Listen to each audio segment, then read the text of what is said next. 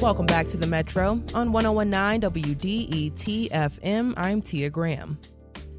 Now, boys are falling behind. A trip to any college campus in the U.S. today bears that out. You often see more women than men. That's because many men aren't going to college at the same rate. And as of last year, there are 2.4 million more women than men in undergraduate on U.S. campuses. Plus, more women have college degrees today than men of the same age. That's important because the more education a person gets, the lower their chances are of living in poverty. So if getting a college degree is still the recommended path to success, why aren't men doing it? Antonio Rivers is a 19-year-old industrial mechanic from Southfield. After graduating from high school in 2023, he enrolled in a vocational training program instead of college. He spoke with producer Carrie Jr. II about his decision to forego a traditional 4-year degree. Antonio, so there's this dreaded question that all young people face under the age of 18. It's, what do you want to do or be when you grow up? What was your answer to that? When I thought about that question, it was just really something I like doing a whole lot. And I liked riding my dirt bike. So I wanted to be a professional motocross racer when I was younger. That to me seems actually realistic for you, though. If you really wanted to do it and like committed yourself to do it, you could do it. Like it's a hobby that you enjoy, that you actively do right now. Yeah, it is. It would just take a whole lot of money and time, really. That's fair. That's fair. Access and money is always a big thing. Oh, yeah. And it changed when you found that out?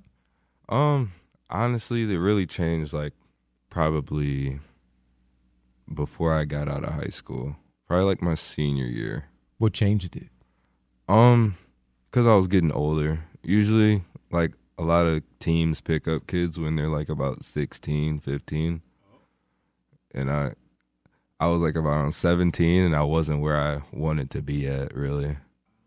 So I figured, I was like, I might as well still try for a bit. And then I started working. I didn't really have that much time to ride anymore, so I figured I might as well just start trying to figure out what I wanted to do in life that would, I don't know, contribute to society more, I guess. I don't know. So that's the same age when people typically start considering college. Did you consider it at that time?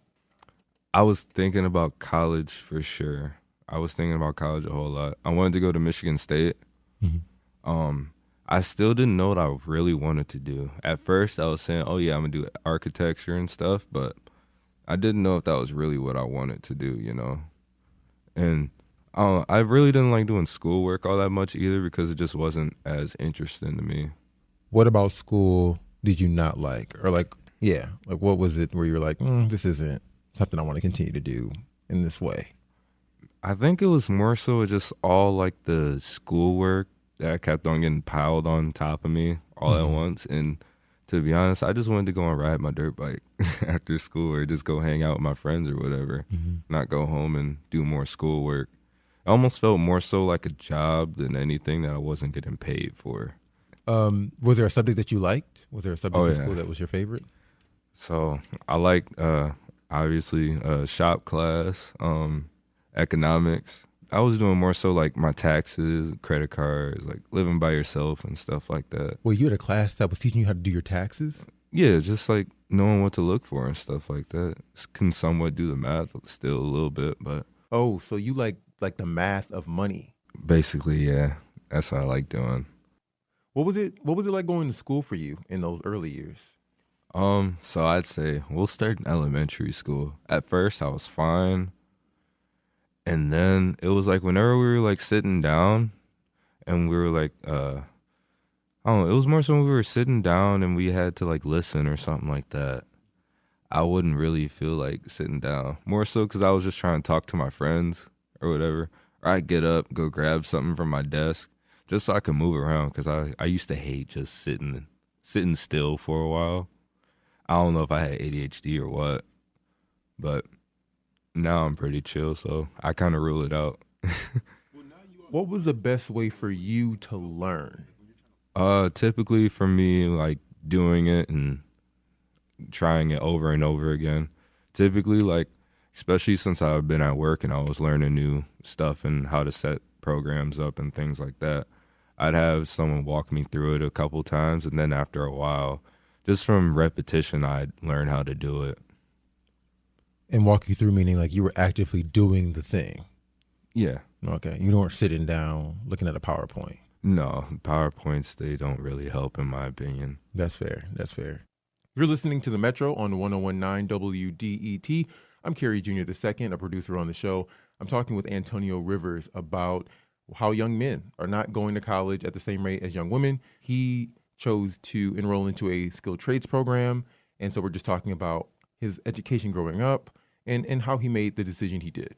So, Antonio, how did you learn about what you do now? Skilled trades, CNC machining, all that stuff. Man, so really, I have a whole lot of friends that I met riding dirt bikes. They do a lot of skilled trade stuff, and you work on your own stuff, and you tend to need certain skills, So I started inquiring about that because I kind of knew from a younger age, like I think I was about like 15 or so, where I was like, I don't know if I want to go to college, so I wanted to see other routes of life. And then shop class as well, that also helped because I was also doing like electrician stuff, and I was welding a little bit too, mechanics and stuff like that. We did like an IVD competition, and we build like a new car every year, and then we compete against other schools. This was in high school? Yeah, that was pretty fun. That's dope. Cars? Like small cars? No, like cars you can drive. Like go-karts. Like go-karts. Almost. Yeah. That's dope. So how did you choose the specific program you do now, the CNC one? So my good friend Bruce, he sells CNC parts and like tools and stuff like that.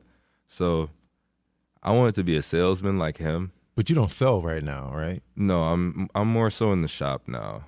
And honestly, so far it's not bad. Mm-hmm. I just don't know if it's for me or not yet, And why don't you think what you do now is for you? It's just more so the repetitive work that I do, kinda, because I'm like almost doing the same thing every day. And honestly, I want to be like outside working almost, or like if it's like a somewhat two-way thing, like an office job, and then I work outside too during the week, that would be sweet. If it was like my dream job, I'd probably do that. Do you see yourself doing this work for a long time? Do you see a future here? Probably not. Okay. Honestly. Okay. So it was just like a way to get, into work and start working. Yeah. I just wanted to see if I like it or not, Would you ever go back to school? Would you go back to school, go to college? Man, that's actually a really good question because me and my friends were talking about this like a couple months ago. Mm-hmm. So I was thinking, because I just applied for a job at DTE. Mm-hmm. So I'm thinking if that doesn't work out and I can't find a job anywhere else, then I was probably going to go back to school. Yeah, I figured I'd probably just go back to school, get the degree, and see what I can do with it. Do you know what you would study if you were to go back? Yeah, so I think for sure, I'd do architecture or maybe like a financial advisor or something like that.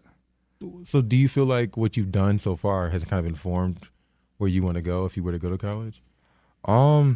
So far, probably not. Oh, okay. You just kind of came across it. You're like, what, this probably makes sense. Yeah, I feel like I could see myself doing that. Has student loan debt weighed into your decision ever? Yes. Okay. Like when you were initially going to decide whether to go to college? Yeah, that's like part of the reason why I did trade. Why I went into the trades instead, because I didn't want a whole lot of student loan debt that I'd have to pay off. But I'd say social media definitely had a part to play in it as well, and then the older role models in my life as well too. That. How important is it to you that you make money or make a lot of money? Like, does how much money you make outweigh how much you have to like the job? Yeah, to a certain degree. I just knew I wanted to make enough money to support my family, I guess. The whole family, like your parents? Not my parents. I right. definitely do help out around the house for sure, but I don't know. More so just like I want to have my own money, I guess. I don't know. That's fair. And if you had a family, you'd want to be able to support that family. Pay all the bills and stuff like that, or at least most of them. What would you say to a young man who's thinking about college but's unsure whether he should go down that path? I say do it for sure for the experience. It's better to go rather than not go and then see all your friends in college and be like, man, I wish I could have did this, or man, I should have did this. Because honestly, after the first year when I was seeing all my friends staying on their own in their own dorms and everything, I was a little jealous for sure. But honestly, yeah, I wish I went and did it, because now I have like so many responsibilities at the age of 19. And it's kind of like, it's not stressing really, but it's more so I wish I could still be a kid again, you know? Crazy to think that, You're right? saying it at 19, my guy. 19, you're saying you wish you were a kid again? Yeah. Just working a whole lot. It's not the best. Is there anything else that you think is important to like highlight about that experience? If you're thinking about doing something right now and you're on the fence about it, just do it. Because it's not going to hurt if you just try it or go through the experience. You have all the time in the world, even though you think you don't, because everyone right now is probably telling them, you need to make a decision, you need to know what you got to do. Just kind of relax for a bit, look at your options, and then just try whatever, really. And honestly, yeah, that's all the advice I could really give them. That was a conversation between Kerry Jr. II and Antonio Rivers about Antonio's decision to become an industrial mechanic after graduating high school.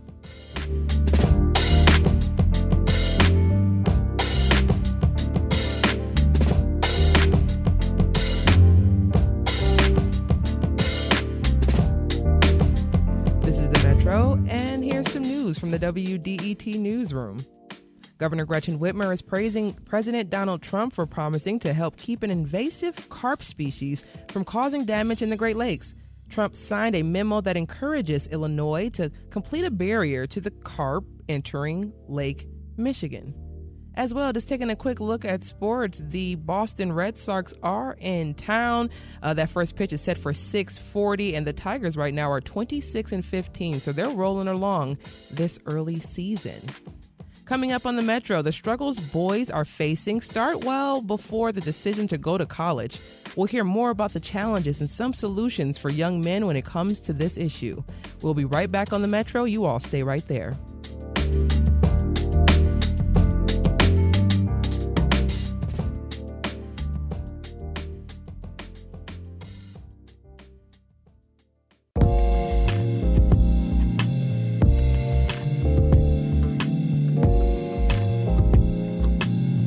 Welcome back to the Metro on WDET, Detroit Public Radio. I'm Robin Vincent. Curtis Lewis is the founder of the Black Male Educators Alliance. It works to recruit more black men to be teachers.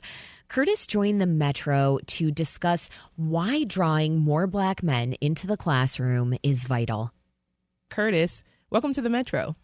Good morning. Well, it's good after. Well, is it? It's good. Good morning. Good morning. Good morning. Good morning. Good morning. Good morning. Good morning. Glad to be here. Thank you for having me. Of course. And usually I forget to ask folks, but what part of the city? You from the city? So, no, I'm originally from Chicago. Oh, Midwest. Midwest. I'm from the Midwest. Footwork. But, you know, Detroit, Chicago, we're brothers and sisters. Exactly. We're cousins. We're family. But I've been here for over 20 years. So this is home. My second home. Love Detroit.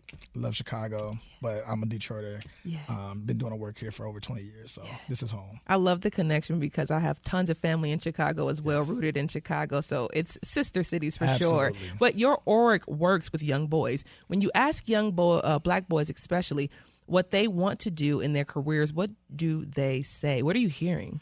Well, you know, typically this is the conversation that we have with boys, and this has been going on for years, right? Even when I was in school back 30, 40 years ago, boys want to be who they see, right? And who do we see? And who do we idolize, right? The athletes, the musicians, those folks who are in entertainment.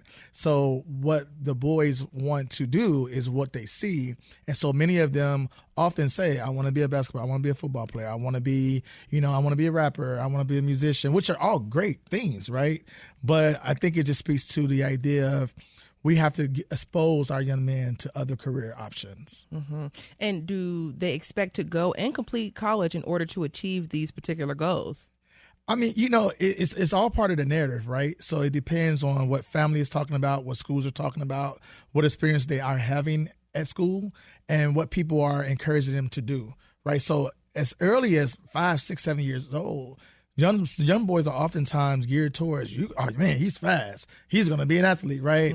Oh my God, he can dance. He's going to do this. And so I think it really sort of boils down to what experiences and what people who are responsible for sort of guiding their life are encouraging them to go into. That conversation, which we're going to get into a little bit later, of course, the conversations that we have with young boys. But young men struggle well before college, as we were just talking about. Early as 5 or 6 years old, you're starting to see them being presented with the different options that may be due to physical attributes or other things like that. But boys do start to fall behind as early as preschool. And in Michigan, young girls outpace English scores. Curtis, you formerly worked in elementary education. What are some early signs that boys are struggling to focus in class? Yeah, very good question. Research has been talking about this for years, that boys learn different than girls. It's as simple as that. It's as simple as that, right? And so what we do oftentimes in school, we have one way of engaging all children. And what typically tends to happen, the young boys, the way we're engaging in teaching and learning is geared more towards girls than boys. And so what happens is boys begin to act out. Boys who are a little bit more, needs to be more hands-on, engaged, moving around. When they do that, they're oftentimes ostracized, right? There's sometimes, they're suspended for being too active. They're oftentimes overrepresented in special education because they can't sit still, they can't move. And so what begins to happen is they begin to withdraw from schools, right? And so you begin to have, you see most kids like learning. Well, all kids like learning, right? That's like natural. They're curious from the time they come out of the womb. They're curious people, right? And so what happens in schools is by the time they get to kindergarten, first grade, second grade, the way school is structured begins to make them pull away from it and disengage. And so that's when you get numbers starting as early as third grade and fourth grade where boys begin to fall behind. And that continues on through schooling, through the middle school and high school years. It only widens, right? Because what we have not figured out, although research and folks have been talking about this, is that we have to engage our young boys differently than we engage our young girls. And so once we begin to do that work is when we'll begin to see a shift, right? And I can talk all day about what we can start doing, but that literally, as simple as I can put it, is where the problem begins. And how do we square the idea that schools aren't for boys with the understanding that many institutions were historically built by and for men? And when I think about that, I think, well, maybe then at that time it was an idea or it was known that you were going to be sit in this structured place and you had to act within these four bounds, these walls. And if not, then you were ostracized. So let's just talk a little bit about the historically built educational system we have here. I mean, one that women were locked out of for so many years. Yeah. How did we get to a point now where it's no longer working for boys? Yeah, well, we could talk very briefly about the history of education. One, it was really built to just create and continue folks who are going into sort of those skilled trades, teaching them about what citizenship means, right? And so we know women was locked out of that for years, right? However, I say this all the time, the one institution that has not changed, that should have changed a long time ago, is schools, right? And so we're still using the same model of sit and get. In a lot of schools, there are some schools that are thinking differently and thinking outside the box and doing more innovative things for teaching and learning. However, the majority of our schools are still doing the same thing they were doing 100 years ago, right? And so what's beginning to happen is what we understand is what is needed out here is different than what's needed 100 years ago. Right. And so if we still have the same structures in place for what was needed 100 years ago, that's different than now, you're going to begin to see it's not working for a lot of women either for a lot of different reasons. Right. Mm-hmm. But for some reason, the boys, the women are continuing to outpace. And that's partly because of what I said around how young men engage in learning that we are forgetting to include. And it boils down to how are we supporting teachers and what that looks like. We also know that our teaching force is 87% white women, around 87% white women, right? And so we know like there's a need for more men to be in our schools that can help sort of understand how do we engage young men, how do we help them when they're getting frustrated, how do we engage with them? Like being frustrated doesn't mean that they're angry, right? And so how do we begin to unpack those different behaviors that may be unfamiliar to some, right, or culturally different than some, and prevent us from putting these young boys into these boxes, whether it's special education or a discipline problem. And then we began to see their lack of interest in school. And then we also got to be very clear around your athletic ability is just as great as your intellect, right? And so sometimes in schools and in the communities, we focus on what it means to be an athlete versus what it means to be a smart person, right? I remember growing up back in Chicago, it wasn't cool to be smart. To be called a nerd, right? What? Yeah, a nerd. No, a nerd? No. No, what? No. You're not a nerd. You don't want to be a nerd, right? And so some of us, we shied away from looking and seeming smart or engaging in ways that make us look smart because we didn't want to be teased or talked about. And so there are some culture and community things that we also have to address along with the structures that exist in schools as well. Curtis, I mean, we like you said, we could talk about I know, my bad. that part Yeah, we can all. go there. Yeah, for sure. But how do you encourage intellect when pop culture suggests that sports is the best way or becoming a rapper is the best way, especially within the city of Detroit? I mean, right now, I think about the rappers that we have representing the city of Detroit, and I mean, I'm not knocking them, but we could definitely do a little bit better. So can we just talk a little bit about how pop culture plays a huge part in the way that young Black boys are viewing themselves? That's a very, very good question. And I tell people all the time, I can't even imagine growing up as a young boy in this world with the social media. Like it was already rough. Heading on like a whole nother world to this, another layer, it's tough. I think we have to begin to, I think this starts at home.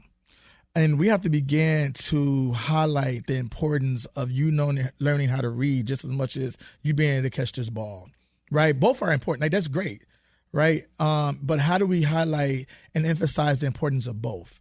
And I think sometimes we overemphasize, like I said earlier, one over the other. So I think we got to start there, right? We have got to understand that whether you're an athlete or not, there's still a level of intelligence and things that you have to do to be able to make decisions around how to even spend your money. Right, that's a whole nother conversation, right? So education in itself is not just pen and pencil and going to school. Education is around like how to engage in sort of like the economics of things, right? So if you're a rapper, or an athlete, or making lots of money, how do you handle that? How do you invest? Whether you are just an intellectual, a student who finding other ways to make money and make a living in this world, how do you help them understand those things? And so I think we have to start at home, and also in our schools, we have to also overemphasize. I always talk about this. I was a former principal. We have so many students. We have a game going on. It is crazy packed, right? Mm-hmm. But let it be an awards assembly, right? And so like we have got to understand the significance of the intellectual capabilities of our students just as well as the athletic abilities. You're listening to the Metro on 101.9 WDET. I'm Tia Graham, and I'm talking to educator Curtis Lewis. He is also the founder of the Black Male Educators Alliance. We're discussing how and why boys have been falling behind in education. Now, Curtis, we know that Black boys are disproportionately suspended from school and are less likely than their white peers to be enrolled in gifted programs, as you've been talking about. So can you talk about how the way a Black boy's behavior is perceived presents distinct challenges for them? I mean, we often talk about how once a Black boy gets to a certain age, he's no longer seen as a cute Black Correct. boy. He's now considered a threat. So let's talk about that. That's a very, very good question. And I'm going to try to keep this brief because this is something that gets me going. So I think, one, we have got to allow our young men to be boys. And you was alluding to that. Like oftentimes young Black boys are taught you got to grow up. You got to be a man. Be like at 7, be a man. No, let him be a boy for a minute, right? Let him be a boy for a minute. And so I think we sort of with this, and we can have a conversation around masculinity and what that looks like, right? So we hyper masculinize. I just made that word up. I got a PhD, so I can make that word up. But we put a lot of pressure on our young boys to act like grown men in first grade. where other boys of other cultures that I've seen firsthand get to just be boys. I teach at a university, and I also see like college boys just being boys, right? And so we have to start allowing young black boys to be boys. That's one, and that starts at home too, because that comes. We do that in our own communities as well, but we're expecting Tom or, Chris or JoJo to be, this grown man, particularly, and I get, the rationale for this in the past when there were the lack of fathers in the home. And so like, you're the man in the house. No, you're not. Nope. No, you're a boy. You're 8, you're 12. You're not the man in the house, right? And so a lot of those things we have to shift. Then in our schools, we have to also understand and do our research and study around sort of the cultural differences in which how people engage, right? And so we have one size fit all model, right? And we know that oftentimes our schools' value are sort of based on white culture, right? And so we oftentimes imply those behaviors or how we think boys should act on what we see other boys do. And so when they're a little different, then we begin to respond to them different. And then we're suspending them. Or no, he's super hyperactive or he's defiant. No, he probably don't want to listen to you because he don't trust you. Right? So relationships are important. Building that trust is important. And so we have to educate those folks who are educating our children on how and what the differences are. And it's not just about, I need you to be black to be able to do this, right? Because we know 87% of the teachers, like I just said, are white. We have to teach everybody who comes into that space until we close this gap of who's in the front of these students. Teach them what it means to engage, what behaviors mean, what's an aggressive behavior and what's not. And what you may seem as aggressive because you're coming in from your lens and your bias that you deal with every day. So you see a black boy, rise up a little bit, it's reminding you of what you see on TV. And that's not what that is. So we have to really begin to unpack those biases that also people bring into the classroom around what they think the perceived notion of what people should behave or how they should behave. We have to begin to unpack that at home and at school. Yeah. My nephew turns 10 today. And and he's in that tender age where he's starting to get to that point where it's just like, well, is he going to be perceived as the young, cute black boy now, or is he going to start to perceive this a little bit differently? And he happens to be one of those boys who is a boy. He's very much a boy. Yes. And we often get in our family, why is he so childish? Yes. Or why does he act that way at 10? He's 10. He shouldn't be doing anything other than being a little black boy. So can we just continue that just a little bit here? Not too long, though, but just continue that conversation about this growing up too fast. I mean, we talk about growing up too fast for all kids, but especially for black boys. We don't touch on that much. No. So let's just stick there for a little bit. Yeah. And I'll say this, too. We also, as parents, have to unpack all the trauma that we've dealt with that pushes us to engage with our children the way we were engaged with. Engaged with.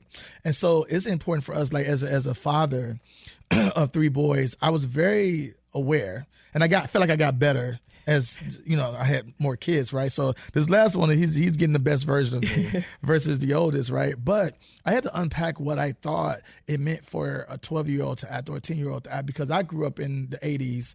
And I was told this is the way you move, this is the way you act, you got to be tough. And there's a level to that, right? That's mental toughness, all those things that come with that. But also it's just the way you're supposed to behave and act.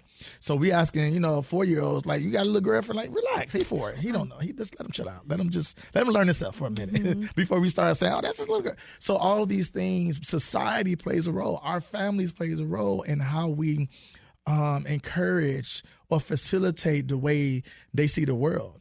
And all they do is imitate what they see, right? So if they're seeing their cousins and uncles and daddies or whatever, or community members acting a certain way, this is what I'm supposed to do. So we are all responsible for ensuring that, one, we allow our boys to be boys, right? And there's levels to it, right? You grow up, you move, but also understanding that our boys need to be loved and cared for. They could be sensitive people. That doesn't mean that they're not a man, quote unquote, because they're sensitive. Or like don't even get me talking about the suicide rates of black men. That is a problem, but we don't talk about, particularly because we don't focus on the emotional, social emotional health of black boys. Right? They got to hold it in because it's not okay to talk about it. Right. And so that is something that I don't think is enough attention in the community, that the number of black boys that are committing suicide is on the rise significantly. It's alarming. Yes. And I've been impacted by it as well. It's alarming. And I do not think, like you said, there's enough attention that's being brought to it. But we are going to go to the phone lines because we do have a caller. We have Adela from Detroit. What's on your mind? Why do you think boys aren't going to college at the same rate? Yes, thank you for taking my call. I really appreciate you guys. This is Adelia calling in from downtown Detroit. And I appreciate Dr. Lewis? I appreciate him so much for coming on here. There are a couple of discussions about this matter centered around Black boys and men and their traumas inflicted upon them through centuries and years and even as recent as days and months, centered around white domination and supremacy. And so that's the root that has to be kind of rooted out and try to captured and healed of our young men and our grown young men and our grown older men of color in America. It is a tall order, but I think we're going to continue to do it. There's a brother named Jason Wilson who has a dojo where he's teaching young men in Detroit how to get through their trauma and their frustrations of not having a father in their home. I mean, it goes into layers of how we can get them to go from just being sports and entertainers to scientists and engineers. So I think we are on the right path. I appreciate you all for even addressing this issue directly. Thanks again, and keep up the great continued work, and hashtag reparations now. Adelia from Detroit, thank you so much for giving us a call this morning on the Metro. And Curtis, I do want to talk to you about role models in young men's lives. Less than 2% of public school teachers were Black men in 2020. Your organization wants to increase that number. Why is it important to have more Black men as teachers? And I didn't know that alarming 87% rate that you brought up to us today. So talk a little bit about bringing more Black men to the classrooms. Yes. I tell this story all the time. This is sort of a cat and gat, sort of created this energy around what's important for me as I move forward in my career as a teacher. And at the time I was teaching in Lansing, and the superintendent at the time had a young boy who was in the 5th grade who was having issues, right? Just, not sitting still, sort of mouthing off at the teachers, being disrespectful, quote unquote, disrespectful to the teachers. And she felt he needed a Black male teacher. And I was on one side of town, and when I tell you it's like 15, 16 other elementary schools at the time, there was only one Black male teacher. That was me in the entire district. So she had to take this young man across he had to drive past plenty of schools, elementary schools, to come to my school because I was the only Black male teacher in that district. That was a problem for me, right? And so for me, it began to, and I didn't even realize what was happening because I was like, maybe this is what it is, right? I went to Michigan State, only Black male in most of my classes. Became green. a teacher, go white, go white, and I didn't realize until that incident happened, like, wait, this is a problem. And so I think it's important. One, diversity of teachers and staff is important for all students, right? There's research that talks about the impact that it has on Black boys, on the suspension rates, their interest in going to college, on Black girls, on all students, right? I've been at Michigan State as a professor as well. And oftentimes, and these are students who are juniors and seniors in college, I'm the first Black male teacher they've had in their entire educational career, right?